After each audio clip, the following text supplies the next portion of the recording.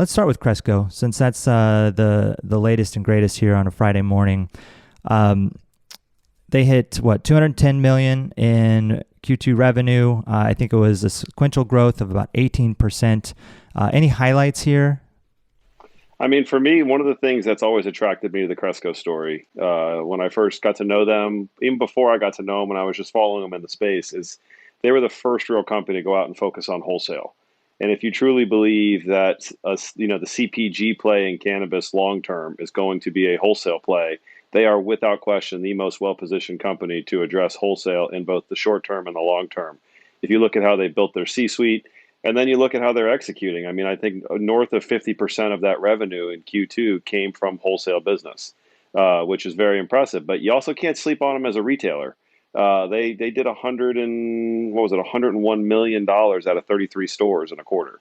That's a big number. And what I really also think is Cresco, as compared to the peers, always kind of was a little bit behind in the top line revenue. They were right there with their peers this time, which I think is impressive. So they definitely cleaned up the margins after they switched to Gap, which I think is they got everyone's got to do that Gap switch at some point.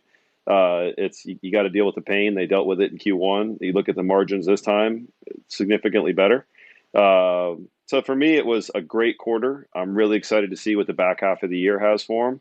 And Charlie and his team are continue to execute at a high level. And I just, if you're marking it down, pay attention to their wholesale business as this industry matures, and as you look at the traditional CPG players in the U.S. internationally wanting to enter the U.S. cannabis space. Shelf space and the ability to distribute is going to become very important, and they're way ahead of the game in that regard. Yeah, you bring up a really good point. When I think about MSOs, you think a lot about retail, but wholesale is a big part of the narrative, and it depends on the MSO we're talking about, and some are better positioned than others, I think, on the wholesale side. So that's an interesting comment there on Cresco that they're so strongly positioned for that, because it is interesting when you see some of these organizations kind of call out both sides, whether it's wholesale and retail, or maybe consumer packaged goods and retail. Oh yeah, that's a good take on how they're positioned for that and kind of the future of the industry. Let's dive into Ascend. Emily, I know you're close to Ascend. I think that's good one to touch on. Ascend had Q2 revenues of just over 83 million, sequential revenue growth of 26%, but year-over-year growth of 236%. Any commentary on Ascend? Yeah, I mean, full disclosure, I'm on the board, so obviously pretty big fan of the company, but I think Ascend's whole mission, and this is something we talk about a lot on the show, is how the different MSOs are starting to have a defined strategy. And just as Brady was talking about the fact that Cresco really has leaned in early and aggressively on the wholesale aspect of the business, Ascend has really tried to focus in on a mantra of go deep, not wide.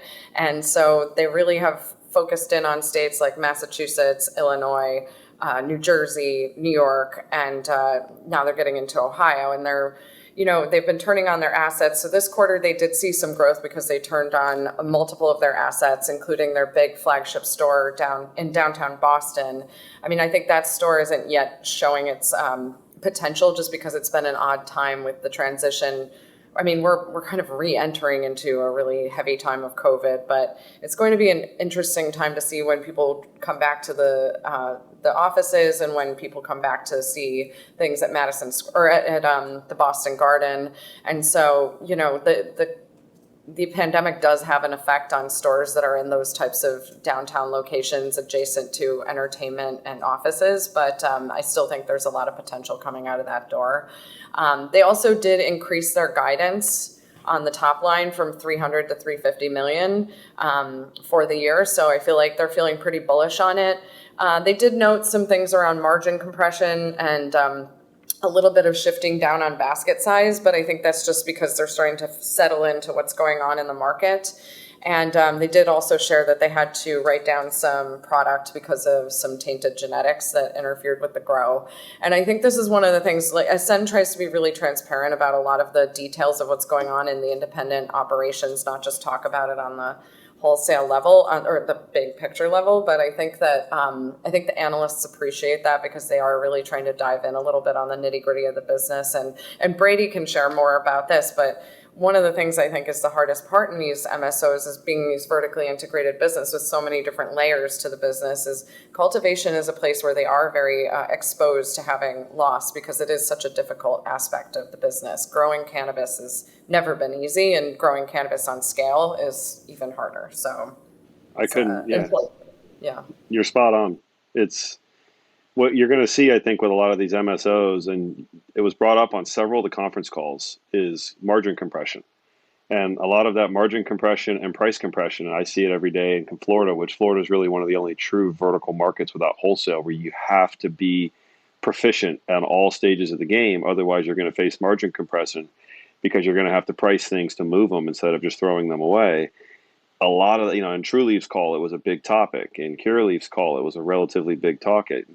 Cresco, not really yet because they're only at 8 stores and growing, but I'm sure you're going to hear there are no shortcuts in growing cannabis. And I appreciate what Graham from Glass House always talks about. You cut a corner, you're going to pay for it on the back end. So where you're going to see a lot of this happen is doing cannabis on scale is one thing. Trying to introduce elements of premium on scale and having a product that people wish to pay for is a whole different notion. And that's what we endeavored to do at One Plant. What we did is grow premium on scale and kind of own that premium sector of the market where you can dominate your margins. But I think what you're going to see is the companies that can figure that out, Ascend with what they're building in the states that they're in, from what I can see, seems to be working towards that, and they maintain a good position in the markets they're in. But it's doing it at a big scale, I think, is where you're going to see some MSOs start to separate from the other MSOs, because it's not easy, but you can continue to command a margin and a price point that people want. Think about this. In Florida, Curaleaf, Trulieve, Cetera, all are priced sub $45 on average. AYR is in there too. All sub $45 an average price for an eighth of flower. Flower is north of 50% of the market. The black market price is $50. So here are these companies with license to print money in a federally illegal business selling product substantially lower than what the street value is. And there's only 600,000 patients in Florida, and you're looking at a total population of 21 million. So the black market deals in parking lots are getting 50, and the in-store dispensary deals are getting an average between 40 and $45. So in that, that just shows you the product quality in the black market is still superior to what is in the legal market for the lion's share of the business. So whoever can address that market, as we were building out One Plant, our target always was grow good enough weed where people want to get their card and go see a doctor. And convert. I never saw ourselves as competing with True Leaf or Cure Leaf or anybody else. I saw ourselves as competing with the guys moving stuff out of their trunks. And if you can start to get people to want to go into a store, you win. So it's an interesting point, Emily, because I think you're going to see the ones that don't invest in cultivation and processing and genetics in the short term being 24 months to 36 months, are going to start to feel the pain on margins, because it's going to become more of a consumer packaged good where you get a traditional 25 to 30% margin instead of cannabis where you should be getting 60 to 70, in my opinion. Yeah, it's interesting. Yeah, because a lot of the ones with the wider operation base, I saw they're reporting more 50% plus. I definitely saw Kim is reporting in the 60 plus, and I think you're absolutely right, especially when you've got that level of depth in one market where you can really leverage the entire supply chain. But it is interesting. One of the things that struck me, Cy, was looking at your data from the Western states, and I definitely heard this out of the mouths of, Abner Curtin, the CEO of Ascend. I heard it from Ben Kovler. They still are very focused on the markets east of the Mississippi. And I think it's because of, obviously they do, what do I always say? That they're selling ice in the desert. And they do acknowledge that to an extent in some of the markets, not every market, because some of them are getting more competitive, like Florida, for example. But the basket sizes that we were seeing, it's like drifting down to $101 per basket, which I think when your data was showing that like Nevada, Colorado, Oregon, and California is more like $49 a basket. That's right. Size. Yeah. Much smaller. So it is really interesting when you think about the torque of every transaction that goes on in these stores on the East Coast.